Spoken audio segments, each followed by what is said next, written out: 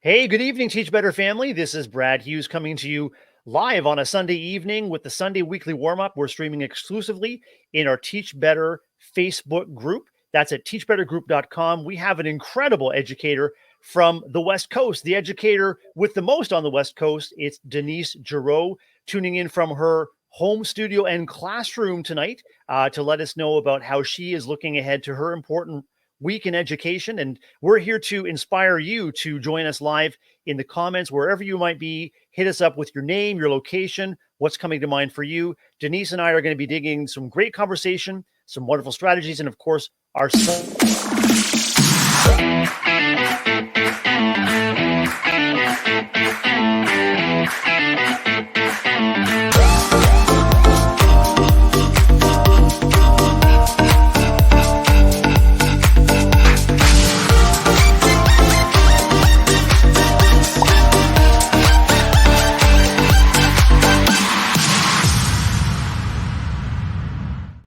Hey everyone, we are live. We are with the Sunday Weekly Warm-Up, streaming exclusively in the Teach Better Facebook group, private Facebook group, very, very exclusive Facebook group, about 7,700 members strong. And we're looking forward to having you join us live here in the comments and get to know our guest tonight, Denise Gerrow. Ray Heward is off tonight. Ray's feeling under the weather. Ray, I hope that you are cuddled up under a very cozy blanket. Maybe you've got your best furry friends with you, and you are feeling better soon. And we'll miss you. Look forward to reconnecting on the Sunday Weekly Warm-Up again soon. But allow me to introduce my guest to the Sunday Weekly Warm-Up crowd. It's Denise Gerrow. Good evening, Denise. Oh, good evening. Thank you, Brad, so much for welcoming me. It's wonderful to have you. And as we were talking just before we got on air, I noticed that you're surrounded with all the educational goodness this evening. Tell us a little bit about where you are, what you do, and what your important role in education might be, Denise. Well, good evening, everyone. Thank you for having me. So I am a transitional kindergarten virtual teacher. So you can see this is my virtual classroom. This is where I teach every day. My wonderful 25 transitional kindergarten students that I meet with every single day. I've been teaching for 19 years, and 7 of them were in the brick and mortar. I did kind of kindergarten through 3rd grade. And then about 12 years ago, I found California Virtual Academies, and I'm so excited with this school and the program. And 8 years ago, we implemented transitional kindergarten into our school, and I helped pilot and start it all. And I've been here ever since. So I'm excited to be here and share with you guys. Really excited to learn more about your role, what has led you to and has kept you in a virtual teaching environment. Tell me more about your home in California. Where are you in California, and what is remarkable about the place that you live and teach? Okay, well, that's what's so nice about being a virtual teacher is you can live anywhere, pick anywhere in California to live. My husband and I, we just moved to Paso Robles, California, which is near San Luis Obispo on the Central Coast. I'm about an hour north of Santa Barbara. Mm-hmm. So we have fantastic weather, year round pretty much. I can have class inside, my house, or I can take my laptop and go outside with them. I can go to the beach and we can do class at the beach. I love the versatility of being a virtual teacher. I know during the pandemic, that was new for everybody. And so then everyone started knowing about asynchronous learning versus synchronous learning. And so it's not so foreign, but when I used to tell people, I'm a virtual teacher, they're like, what is that? And what do you, how do you do that? And now I think everybody has a little bit better understanding of virtual teaching. But when you're kind of thrown into it, like most teachers were during the pandemic, I'm sure it was very hard. But we've been doing, California Virtual Academies have been around for 20 years or so. So we've been doing this for a long time. And I think we're just growing. We're the largest charter school in California. I'd love to know more about the kids that you teach and the families that you serve. How many, how old are in your class, and talk with me about what characterizes a transitional kindergarten class. Okay, so transitional kindergarten is kind of, it is in California. You have to turn. It started out. It's changing, so it's kind of a little long story. But if you turn 5, like September 1st through December, there was just kind of this very small group of kids that we took it as transitional kindergarten. So if you turned 5 between September and December, then we rolled back. We've been rolling back the dates slowly in California. So now next year, if you turn 5 September 1st through June, then you'll be enrolled in transitional kindergarten. So instead of going to maybe pre-K or preschool and having to pay, California, you actually now can, anybody in California can send their kids to transitional kindergarten. I think other states, I don't know if they have universal transitional kindergarten or if they have pre-K programs that are paid for by the state. But so now California, we finally do have this program. So that's the ages. So most of my kids are 4 when they come to school, and they turn 5 within the year.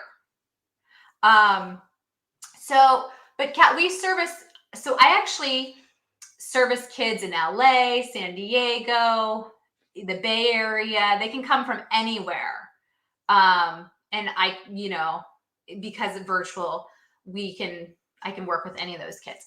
But the upper grades, so I also did teach like kindergarten, first, second, all the different grades.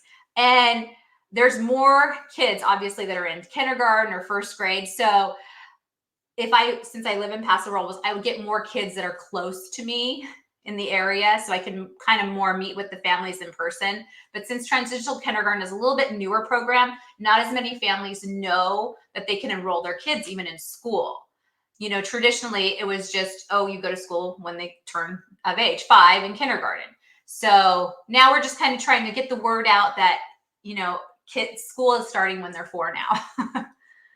I think, did I cover some of those things? I forgot all your questions. Oh, no, you sure did. And I'm curious about what brings kids and families to a virtual learning space as opposed to a brick and mortar. I can think of many reasons, necessity or preference. Like, what do you think characterizes a family or a child that's coming to a virtual kindergarten space, maybe as opposed to a brick and mortar location? Yeah, that's a good question. So, well, first, transitional kindergarten, not every elementary school in California offered the program. So in a school district, maybe like 2 or 3 schools would actually have a TK program. And so it just wasn't accessible to everyone. And whereas our school was accessible to anyone, if you wanted your kid to be enrolled in school, then you could be enrolled in our school. Okay. Now every site is supposed to have a transitional kindergarten program. But families choose our school for a lot of different reasons. The biggest ones are safety. They don't feel like their local schools maybe are the safest environments. Bullying might happen, or just academically, they're not as strong, like their test scores, they're just not it's not an academically strong school. Not all schools are created equal. And so the parents, they want more voice in their child's education. So it's a choice for them. They're choosing because we do partner with the parents, and the parents are very involved in their kids' education. So they're homeschooling families that want a little more guidance. So from a teacher, because I meet with the kids every single day. I teach online for about an hour and a half. We actually teach in small groups. So I'll teach a half-hour circle time in the morning. We have a little break. Then I teach a small group, half-hour ELA time, phonics time, break, then another half-hour. My day, I just saw this question from Brianna. Yeah, from Bree. Okay, so my day starts at 8:45 is when we start school, and the kids are done by 1:00. But they don't go continually, continuous, especially being 4. So they do have breaks, and that's why I teach in small groups. So I have a whole group circle time of 25 kids in the morning. We work on social emotional learning. We work on calendar, singing, just all that you would do in brick and mortar. They're all just here in like a Zoom kind of room. We call it Gerrow. It's a different platform, but it's very similar to maybe Zoom that people would think. Except there's a lot of tools that the kids can use, online tools. If they're on tablets, the school actually provides. So that's the other thing with our school is we provide all the curriculum for the parents. We provide a computer, a printer, and me. So the parents have this resource of they don't have to guess what to do every day. They have an online program from our online school of what to do. They have a daily plan and a weekly plan, so they get to see. So they do have some online school learning, and then they have learning with me one-on-one, not one-on-one, but small group. Sometimes one-on-one if I'm doing a little reteaching session. But so I see the families every day. But basically the kids, the latest class is till 1. So when you sign into your classroom each morning, you are greeting your kids and perhaps their parents or caregivers as they pop onto your screen, and that's when you begin the circle time. Basically, yes. So we sing our good morning songs, and I can play YouTube videos just like you would if it was a smart board in the classroom. You can play your songs. We get up and I dance with them, and we just, we have a good time. We share, we work on our language skills, are taking turns. It's very much like a brick and mortar classroom, except it's just a virtual online. They get into their partner groups. They can do think, pair, share really quickly and we have breakout rooms real quick. They can go to, then come back. So they have that socialization too. It's a community. So they know their friends. They say good morning to me and all their friends. It's really fun. At first it was, you're thinking, how is this going to work? But it really has. I've been doing it for 8 years now with them. Yeah. So I've got it kind of dialed in. I send home packets for them, like just so they know, okay, bring your phonics book to class, bring this. We're going to work on fine motor skills, or we're going to do some cutting. We're going to make a puppet. We're going to do just all these fun things with them. But they love it. They love being with their friends. They call each other friends, hi friends, or, they'll call each other obviously by name, but they make those connections that you would in like a classroom setting. They have pen pals, they exchange numbers, they meet in play groups, but it is for families, homeschooling families that are looking for like a homeschooling option, but with help and guidance. So we kind of are just like a hybrid of homeschooling, kind of, if that makes sense. It sounds like you're performing an important facilitation role for families that, for a number of reasons, want their kids to have the opportunity to learn online, but to have it facilitated, have it moderated and led and inspired by a certified teacher. And you're also charged with building community in a space where kids and families are, I guess, joining you or tuning in from anywhere. So I'd love to dive a little bit more. Yeah. So that's the key, from anywhere. So that flexibility is what is so cool. So for example, last week was our spring break, but the week before I had a student that their family was on spring break. The rest of because some of their kids were going to an actual in-person school, but my student was virtual. So they were like, what do I do? And I said, just take your laptop with you. And so my student went to the Grand Canyon, and he would get online with us, and we would say, oh, Mikey, where are you? And he's like, look, I'm in Arizona. And we were actually talking about like cactus and all these different plants and the, life cycle of plant. He's showing us, out his window, like where he's at. But that's the flexibility of it. Sometimes families do want to go on vacations, like maybe off season. And so they can do that. They can go on vacations, still check in, still get their work done, but have that flexibility. One of my students came back last week, and she was still up in Lake Tahoe.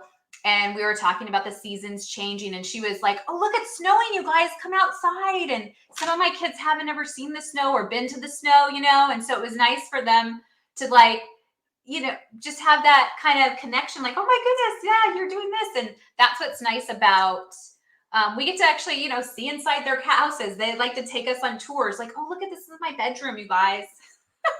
And this is my collection. And so they'll share with you. And so we really get to know each other, I think almost even better than in-person learning in some ways, because we're so close, and, we're going on vacation with them, and we're seeing their grandparents, and we're meeting family members all the time. We're meeting their pets. So I don't know. I love this program. I think it's a fantastic option for families that maybe don't have the best school for their child, or they want a different option. Facilitating and providing this option for families has kept you inspired and motivated for 8 years in the role. I'm thinking, if you reflect on those 8 years, Denise, what are you continuing to learn about yourself as an educator, and what continues to keep you inspired about meeting families right where they are in their living rooms or kitchen tables every day? Well, what's nice is you do get to more individualized instruction for the kids. We try to differentiate instruction, obviously, in the classroom, but on this online platform, I can say, okay, you know what? These 3 are my tier 3 kids, and they are really struggling with this concept. I'm going to just pull them really quick. I want you to meet with you guys, and we're going to work on maybe whatever it is, maybe, patterning that they're not working on, extending patterns or something. We're just going to keep practicing. So I can do that really quick. And in a classroom, you can pull them to like your side table, but you have to have all the other kids like doing something. And at 4 years old, sometimes that's a lot of manage all that. So in this virtual world, I can do it quickly and easily, and I can say, okay, you know what, I'm going to meet with you guys today and you guys today. So there's just that flexibility for me to really kind of just individualize that instruction and meet those kids where they're at. So I don't have to worry about, oh gosh, you know what, I can't, I've got to do this, this, and this. No, I can say, nope, because I have these reteach sessions on my schedule, and I'm going to work with these 3 today, and these 3 need to be, work on this concept. So I love that part of it, where I do have kids that are advanced. I have kids that come in reading. And so I need to like extend work for them. I need to get them kindergarten curriculum. And so with our curriculum is nice that we can, if they, our Embark curriculum is for our transitional kindergarten program, which is fantastic. The parents get 18 like kind of teachers manuals that tells them exactly what to do. They get all these manipulatives. They get, teddy bear counters, linking cubes. So many things that they get. They just get this, but they get picture books, dice, shapes, all this stuff. And the manipulatives you might have in the classroom. So the parents get them. And then I have them obviously bring them to class. So we work with the manipulatives all the time. But say they're at that kindergarten level, like I said, and I've like assessed them. I can assess them, make sure that they've met all the transitional kindergarten standards. And I say, yeah, they're ready for kindergarten curriculum. So then I just order the kindergarten curriculum for them. And now they're able to do kindergarten curriculum work, but yet still be with their grade level peers. They're still working on their socialization, their emotional learning, their language skills, all these different things that they still are, because they're emotionally still 4. They're not really ready to go to kindergarten or even first grade. I've had some really smart kids that are ready for first grade curriculum. So they've gotten that. But again, they're still working on impulse control and raising their hand and all those little things. So I do think that we can really individualize things a little bit better in this environment. And I personally, so I like that flexibility for myself too. Mm-hmm. Denise, we're going to take a quick break. And when we come back, I'd love to dive in to some strategies that maybe you have gleaned in your years as an educator, thinking about your role both as a virtual teacher, but also as a brick and mortar teacher, around connection, communication, and community. We'll be right back. Okay.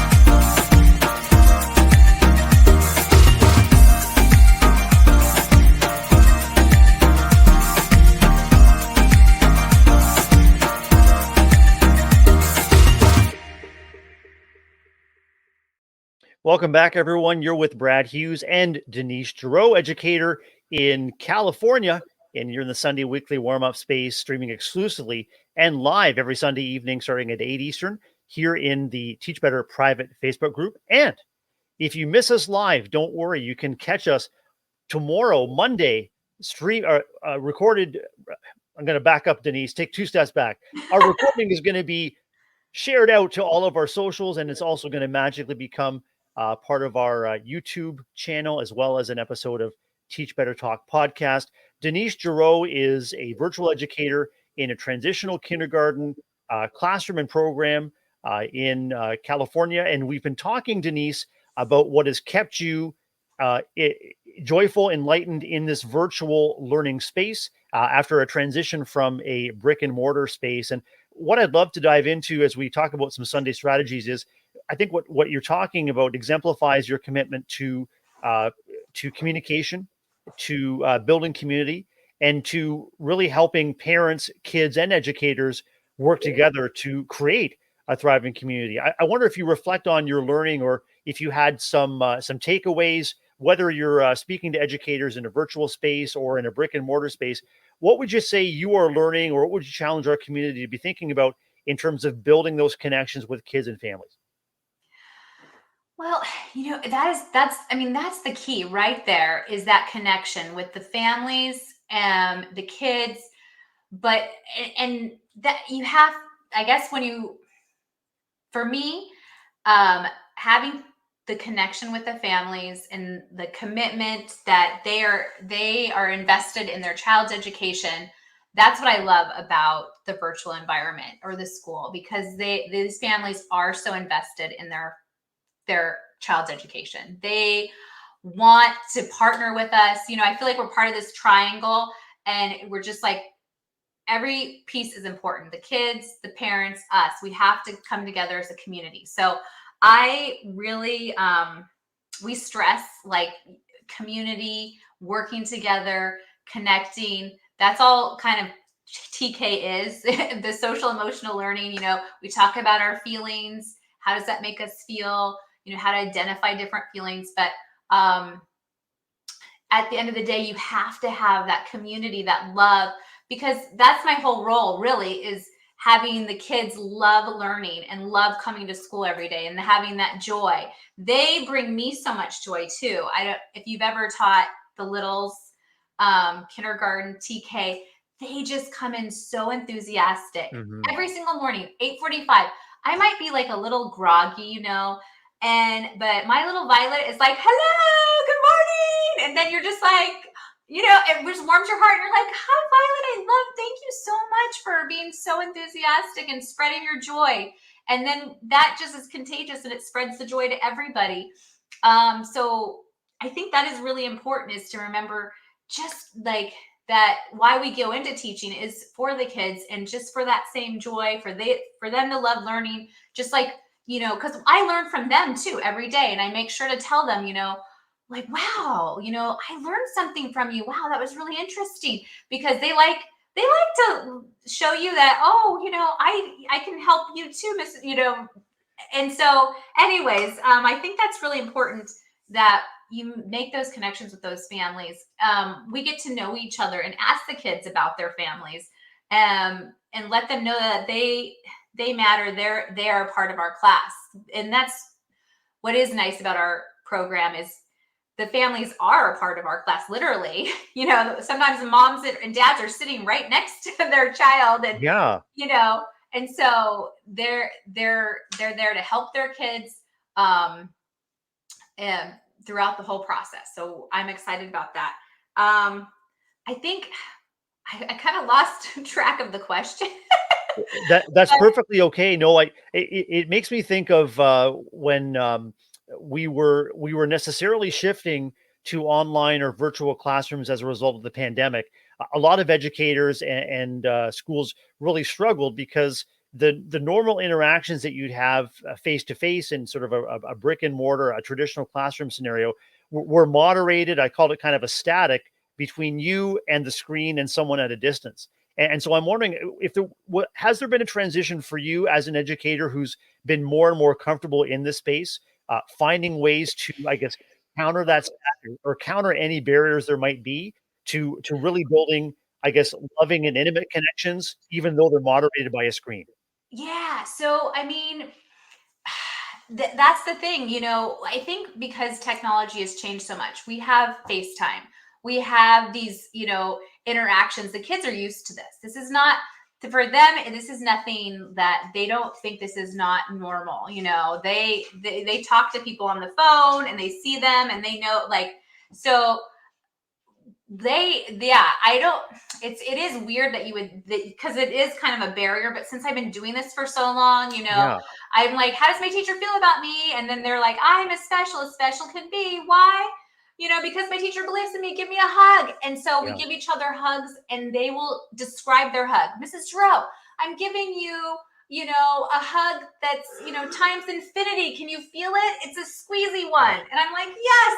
Oh, I can feel it. And so while we're not physically hugging each other, we really are. We're like giving a virtual hug, but I can see them hugging.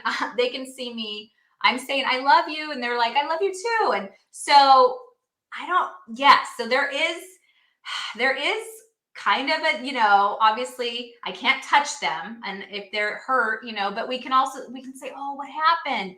Hmm. And we can talk about it. They'll tell me when they fall off their scooter or their bike. And just like you are in the classroom, they'll tell you. So there is distance, but we kind of overcome that because I feel like in a way I'm talking to them and being with them almost more than if I was in a school setting. Just because, they'll call me on the phone or they'll text me, and I can send them text messages, little emoji things. And, but I think people are getting more used to this. I know my daughter, she's in college right now, and all the college kids are vying for asynchronous classes, actually. And so she's like, oh yeah, I want to take this history government class. It's an asynchronous one, but I'm on the waiting list. So to get into, in-person classes, she could get in, but the asynchronous ones are actually like sought after because the college kids do like that flexibility and they're starting to get used to it. So I think it is becoming more of the norm, especially like in the collegiate level. But I think even the district where I used to live up in Sacramento area, they offered and they always had offered like a hybrid, 2 days in person, 3 days online. Our school used to offer that as well. We had a community center and they would offer like 1 day a week to meet in person. So I do like those hybrid because there is, something with that physical connection that's nice. But I think virtually, you can still have those close relationships. I've had a lot of my colleagues, we've never met in person, but since we talk so much, we had Teams once a week. I feel like I know them, we text each other, we're friends, we call each other. So I do feel like we can still make just as good of a connection as if we were in person. I really feel that too, because all my fellow Teach Better team members, I've been able to interact with them in person one time and one time only. We're always interacting online behind the scenes in our base camp system or here online, face-to-face podcasting. So I feel that I know them just like family, like close friends and family. And I can't imagine that it may be any different for you or colleagues or the community that you serve. You're doing all that you can to keep those connections strong. And where you identify a barrier or some of that static, then you take some steps to resolve it.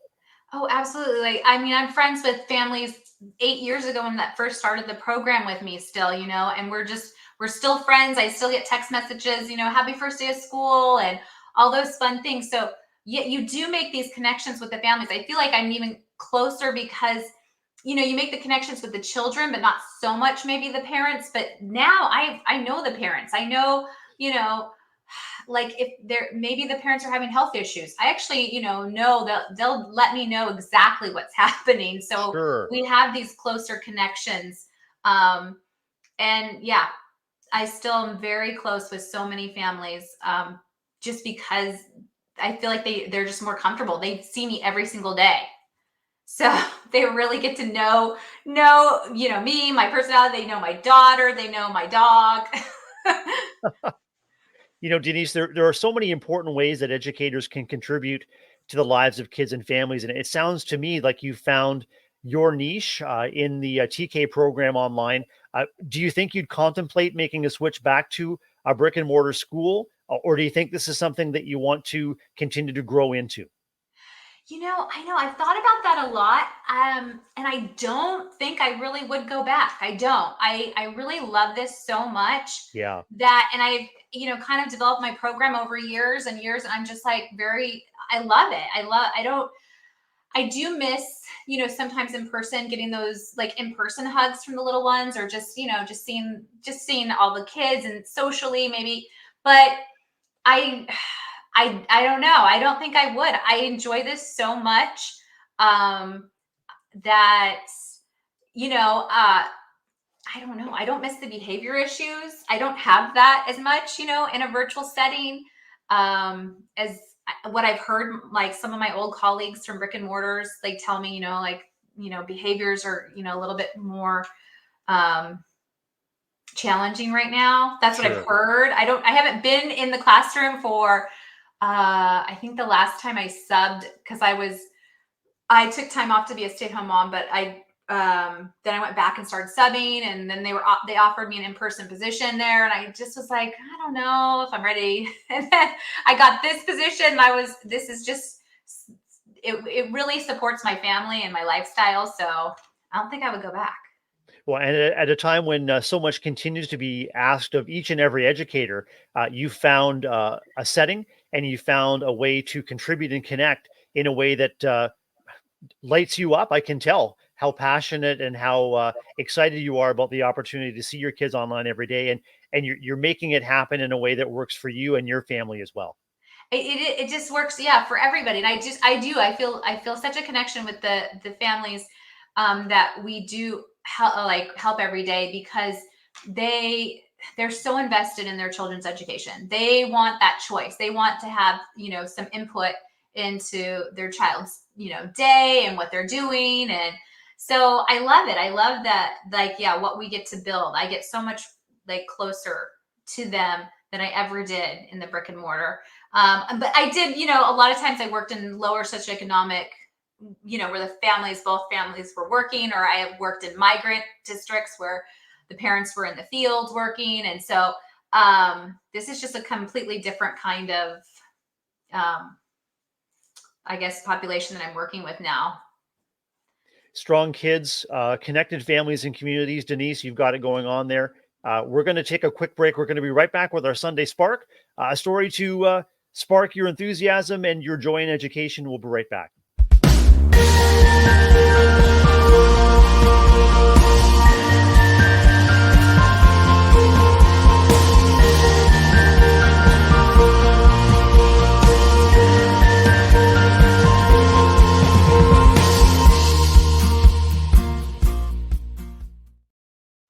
Hey everyone, welcome back. You're with Brad Hughes from the Teach Better team and online educator Denise Gerrow, early childhood educator in a virtual transitional kindergarten space in California. And we're getting set up for one of my favorite segments. That's the Sunday Spark. Denise, an opportunity for us to share a good news story, sometimes connected with the school, sometimes not, just something to spark education between you and colleagues or families or kids.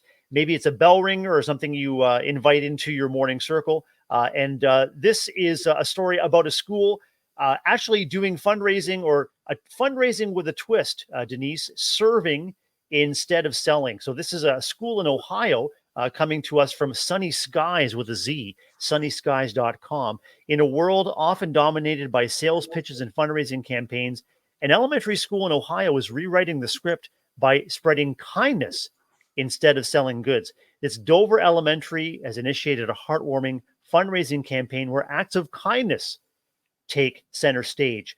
So as an alternative to cookie dough or gift wrap sales, students are encouraged to engage in planned and spontaneous acts of kindness, both within the school grounds and beyond, within the school community and at home and outside in the community as well. A fifth grader lets us know that they help around the school by doing random acts of kindness, like giving out morning greetings and cards sometimes, being kind to everybody in the school, and helping people whenever they need it. And staff member remarks that many of the kids just light up when people are calling out their kindness and noticing them for being kind. They feel that they're on the verge of significant change in their community as a result of calling kids to do acts of kindness. Denise, acts of kindness are something that are much needed in our world and our communities today. And I'm wondering if that brings up any spark for you about a recent conversation you may have had with a child or a family that you serve. Oh, I love that story. I love that story.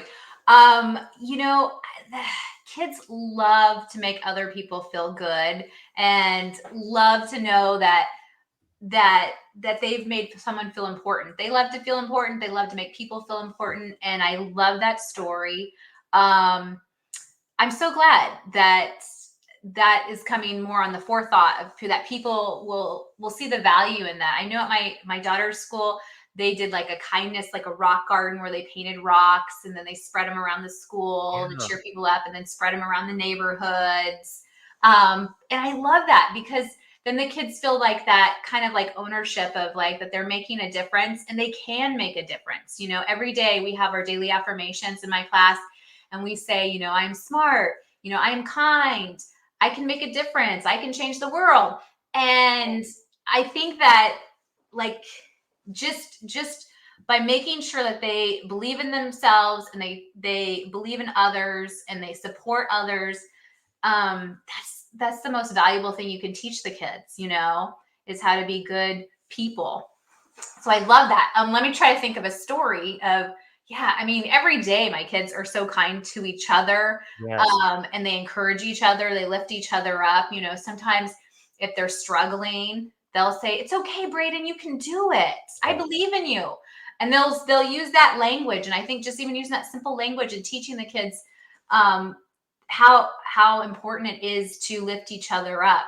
But and just lift up their days. We do a month of kindness in February. You know, obviously it's the month of love and kindness. So we talk about the different kindness acts, and we have our little kindness bingo card, and we mark off like, you know, I read a book to my friend, or I, you know, helped my mom put away the dishes, and so they know the value of it. And I think that's so important every day to remind the kids how special they are and how important they are to, you know, and how kind that they can be to others.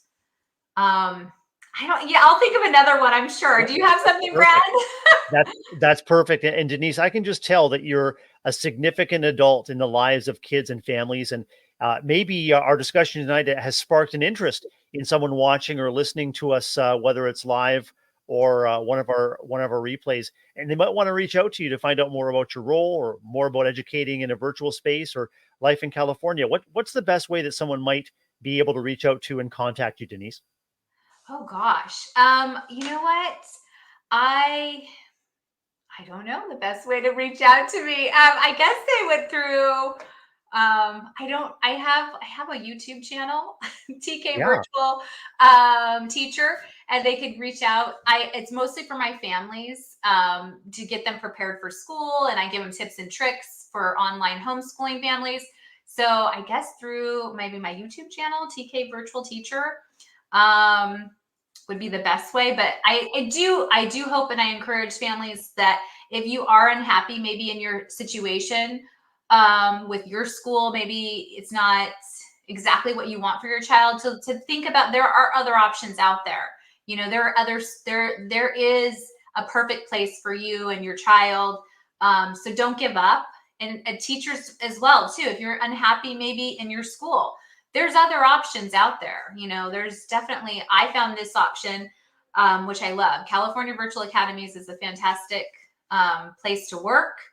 If you're in California, they're hiring throughout the state. So there are so many options out there if anybody is struggling. Denise, it's wonderful to take time to get to know you tonight. It's wonderful to hear about the significant contributions that you're making in your wonderful classroom space with your children and their families. It's been wonderful having you on the Sunday Weekly Warm Up tonight. Thank you. Thank you so much for having me. I appreciate it. It's been a pleasure. And remember, we're live every Sunday night at 8 Eastern here in the Sunday Weekly Warm-Up space, exclusively in our Teach Better private Facebook group.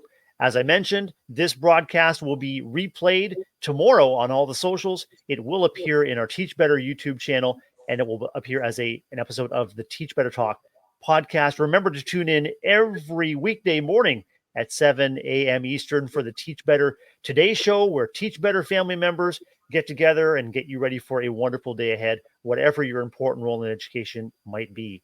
Look forward to seeing you again soon. Thanks for joining us tonight, and have a wonderful week ahead.